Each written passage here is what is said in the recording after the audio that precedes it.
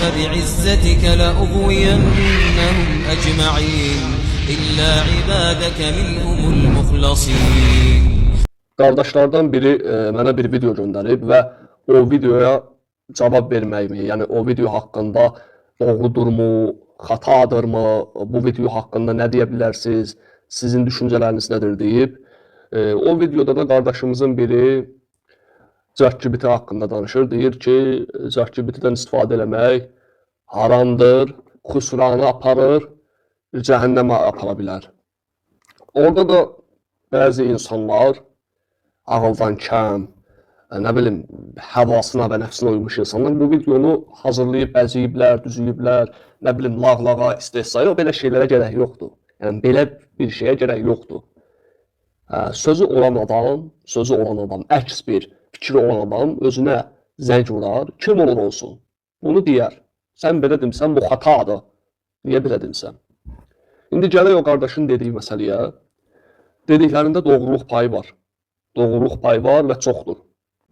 Yəni, adam deyir ki, ChatGPT-dən dini, şərii, fiqhi sualları soruşmayın, olmaz, lazım deyil, kitablardan oxuyun, kitablardan soruşun. Çünki o nəyə nə tərcəldi cavab verər, nə formada cavab verər, o bəlli deyil.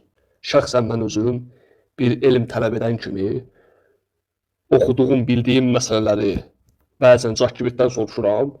Baxıram ki, yox, o xətalı, yanlış cavablar verir.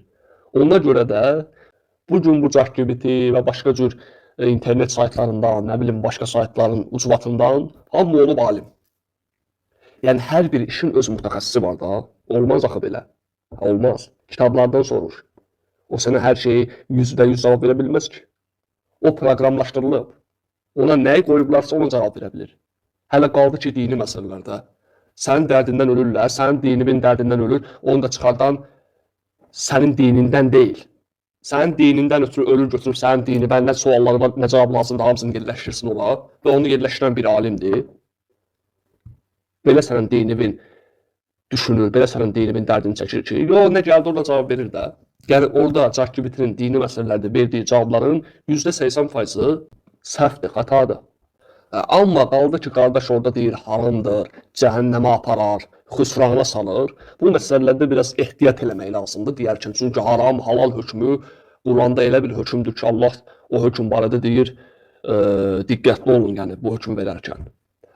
Ola bilər ki, qardaşın orada düşünməsi, dediyinin mənası başqadır. Amma ümumi götürsək, o sözün məğzinə baxsaq, ümumən sahihdir, doğru bir sözdür, olmaz. ChatGPT-dən, nə bilim, bu cür qəribə saytlardan dini məsələləri öyrənmək, əsas da dini, olmaz.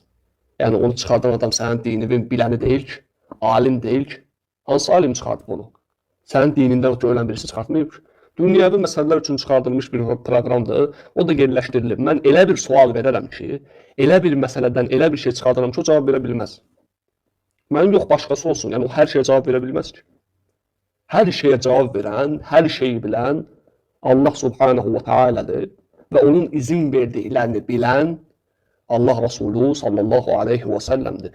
Biz də ona yönəlməliyik. Allaha və onun Resuluna, Qur'ana və sünnəyə, alimlərin kitablarına. Görək bunlar nə deyiblər, nə yazıblar, nə qoyublar. Və elə buna görə də, bax, bu cür videoları bəziyib, düzüyüb, kəsmək, lağlaq eləmək, qəribə səslər qoymaq lazım deyil. Yəni, bu zəiflikdir, bu cahillikdir. Elhamdülillah. Allah qardaşı islah etsin. Allah o videoları belə qəribə formalarda paylaşanlara da ağıl versin. Yəni, onları da hidayət etsin. Elə formada ediblər ki, elə bir özlərini təhqir etmirsən. Bəzilərini təhqir etmiş kimi oldu. Çünki bəzilərinin dayağı da ChatGPT olmasa, hardan öyrənəcəklər dini?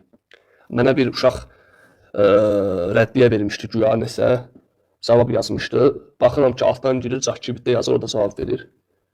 Budur da günümüzün təhlükəsi.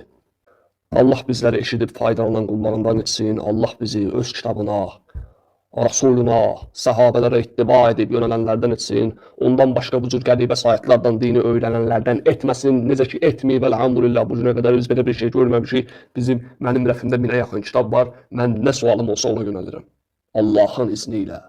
Və nəstəğfiruka və nətubu ileyh. Vəlhamdülillahi Rabbil aləmin.